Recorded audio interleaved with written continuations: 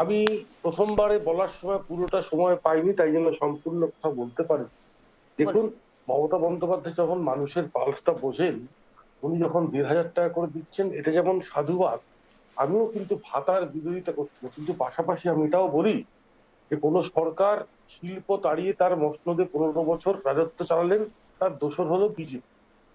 তার কারণ একটাই, রাজনাথ সিং কে মঞ্চে দেখেছি আমরা, বিভিন্ন ভাবে বিজেপি কে সমর্থন করতে দেখেছি বামেদের সরানোর জন্য। আমরা বামেদের একাংশকে দেখেছি আমরা তৃণমূলের সাথে যোগসাযোগ করে সিঙ্গুর আন্দোলনকে সংগঠিত করা। তার মধ্যে আমি বলতে পারি পিডিএস এর শ্রমিক প্রতিনিধি থেকে শুরু করে সৈফুদ্দিন চৌধুরী, প্রচুর নাম বলতে পারি, কিন্তু এই মুহূর্তে সেগুলো বলে আর সময় নষ্ট করবো না। আজকের দিনে দাঁড়িয়ে প্রেক্ষাপটে যারাই বা যারা এই যে পশ্চিমবঙ্গের শিল্পায়নের কথা বলছেন, রুবিদি একটু আগে বললেন চাকরি, 10 লক্ষ চাকরি আছে। তো বিষয়টা একটা হচ্ছে, দেখুন, কেন্দ্রীয় সরকার এবং রাজ্য সরকারের যে বঞ্চনা, এই হুম। বঞ্চনার কথা আমরা ছোট থেকে শুনে শুনে বড় হই। তো বঞ্চনাটা কি আজ পর্যন্ত জানতে পারলাম? কেন্দ্রের বঞ্চনা রাজ্যে, রাজ্যের বঞ্চনা কেন্দ্রে। এটা একটা পলিটিক্যাল একদমই তাই। গিমিক এবং দিস দ্য পলিটিক্যাল ওয়ার্ড। হুম। এই পলিটিক্যাল ওয়ার্ডকে সংহিত না করলে রাজনৈতিক প্রেক্ষাপটে টিকে থাকা যাবে।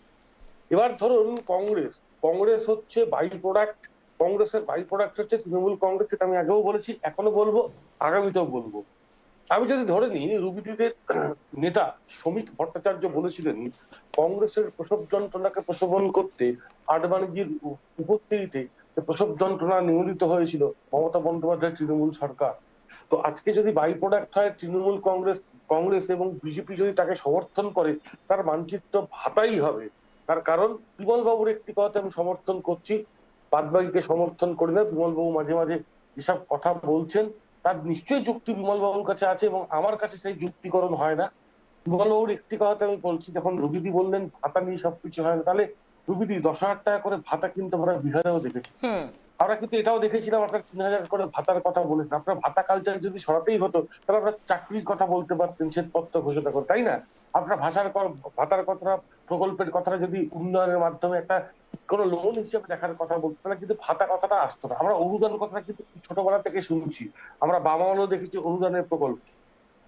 তো অনুদান ব্যতীত সরকার এখনো পর্যন্ত ভারতবর্ষে এক্সিস্ট করছে কিনা আমার জানা নেই।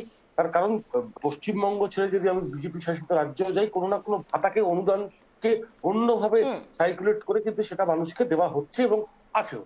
তো সেই বিষয়ে আজকে শুধু মমতা বন্দ্যোপাধ্যায় 2026 নির্বাচনের আগে হঠাৎ করে দায়ী হয়ে গেলেন, তেমনটিও কিছু বলার নেই। কিন্তু পাশাপাশি অ্যান্টি এস্টাবলিশমেন্ট গভর্নমেন্ট চলছে, যেখানে আজকে দাঁড়িয়ে মমতা বন্দ্যোপাধ্যায় সরকার যেটা করতে পারতেন এবং যেটা করেননি, তার একটা মেরুকরণের রাজনীতি যখন করা হচ্ছে, কিছু লোক সেটাকে আবার সাইফার করছে হিন্দু বাঁচাও বলে।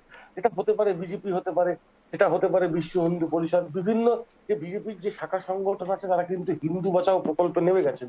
এটা হুম। কিন্তু বলছে না হিন্দু ব্যতীত মানুষ বাঁচাও, তারা কিন্তু বলছে না। তারা কিন্তু বলছে না এটা স্বাস্থ্য সাথী, এটা স্বাস্থ্যের কথা, শিক্ষার কথা, চেতনার কথা বলছে না। আমরা আজকে 1,৫০০ টাকার কথা ভাতাকে ভাওতা বলছি। ভাওতাকে বলার আগে বলতে হবে যে 15 লক্ষ টাকা করে পকেটে দেওয়ার কথা ছিল, সেটাও কিন্তু ভাওতা ছিল, যেটা 2014 সালে মোদীজি বলেছিলেন।